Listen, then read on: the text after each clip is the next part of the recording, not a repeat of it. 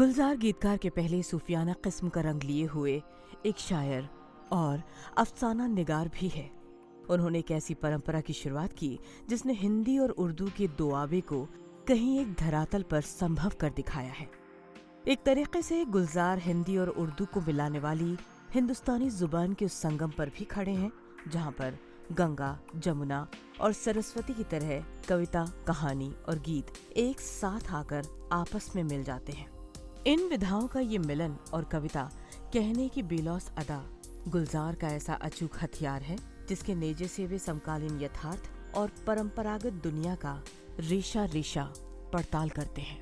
उनके गीत के बोलों की पारंपरिक शब्दावली कुछ न कुछ उन वैष्णव पदों के समकक्ष नजर आती है। बोल न सिर्फ उसके मनोभावों को बता सकते हैं बल्कि अन्य पात्रों से उसके रिश्ते के ताने बाने को भी उजागर कर देते हैं, जिनसे पटकथा अपने मायने हासिल करती है। बिमल रॉय और सचिन देव बर्मन जैसे दो दिग्गज कलाकारों की अपनी कलाओं के प्रति आत्मीयता भी यह गीत शब्दशः व्यक्त कर देता है।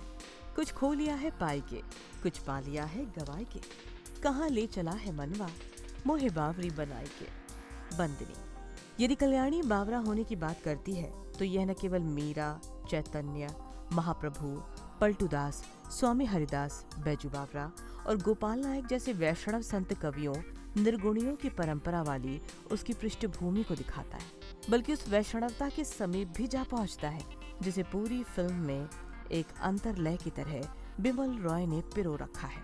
बंदनी के साथ 1963 से शुरू हुआ गुलजार के गीतों का ये सफरनामा आज करीब 5 दशकों के बाद भी बदस्तूर जारी है। इस यात्रा में वे न जाने कितने अनजाने चेहरों से वाबस्ता हुए होंगे और न जाने कितने चेहरों को अपने गीतों की शक्ल में सार्थक पहचान दी होगी। कभी किसी वैष्णव लड़की के लिए कोई प्रेम गीत लिखा होगा तो कभी किसी माँ के लिए उसके आंचल को भिगोने वाली लोरी, एक हताश व्यक्ति की निराशा का स्वर दिया होगा। फिर से आइयो बदरा विदेशी, तेरे पंखों पे मोती जड़ूंगी, भई भर के जइयो हमारी तलैया, मैं तलैया के किनारे मिलूंगी। नमकीन आने वाला पल जाने वाला है, हो सके तो इसमें जिंदगी बिता दो, पल जो ये जाने वाला है। गोलमाल रात अकेली आए, रोज अकेली आए, रोज अकेली आए, रोज अकेली आए, चांद कटोरा लिए भिखारन रात। इन गीतों से स्पष्ट है कि एक गीतकार का मन अनगिनत सिलवटों में लिपटा हुआ कितनी अनजान खिड़कियों को अंधेरों की ओर खोलता है।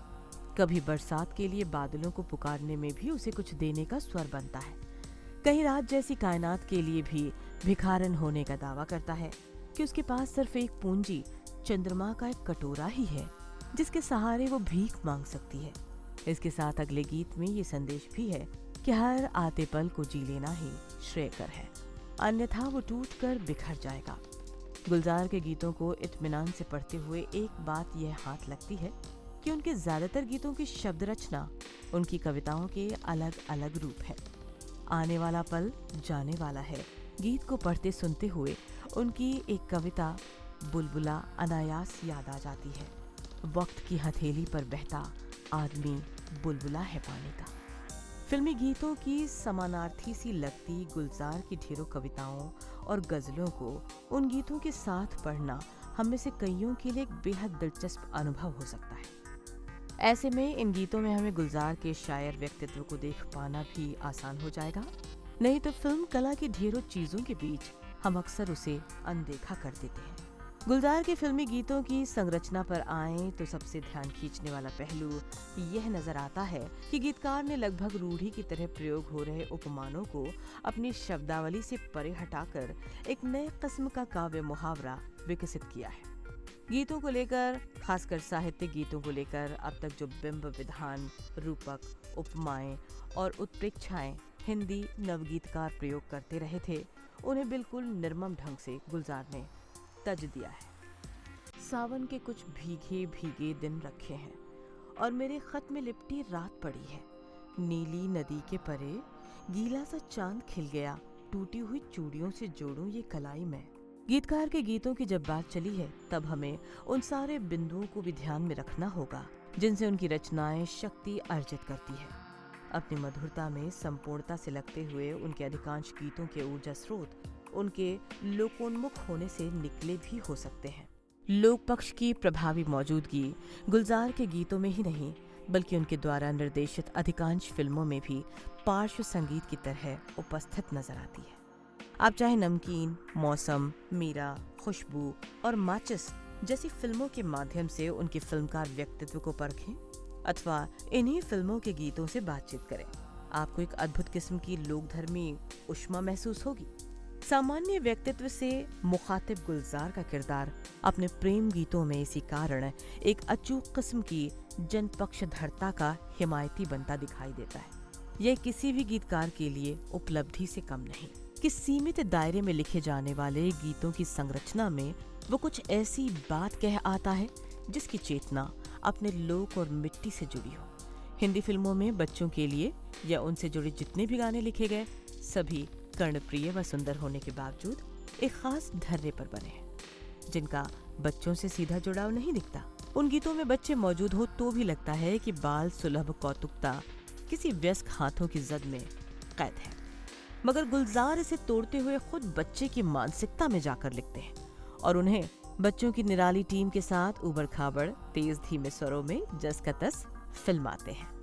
इससे उस बचपन को रेखांकित करने में मदद मिलती है जिस पर सिनेमा की दुनिया में पहले कभी नहीं सोचा गया।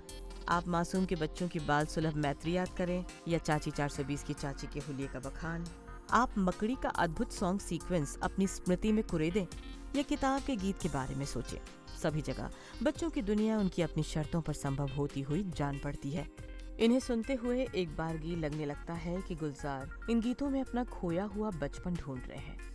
ये अपनी प्यारी बिटिया के लिए खुले हुए आसमान के नीचे पूरे संसार को खेल का मैदान बना देना चाहते हैं जहां सभी का बचपना सुरक्षित है। अगर आपको हमारा ये पॉडकास्ट पसंद आया तो हमें लाइक, शेयर और सब्सक्राइब करना ना भूलें। बने रहें हमारे साथ।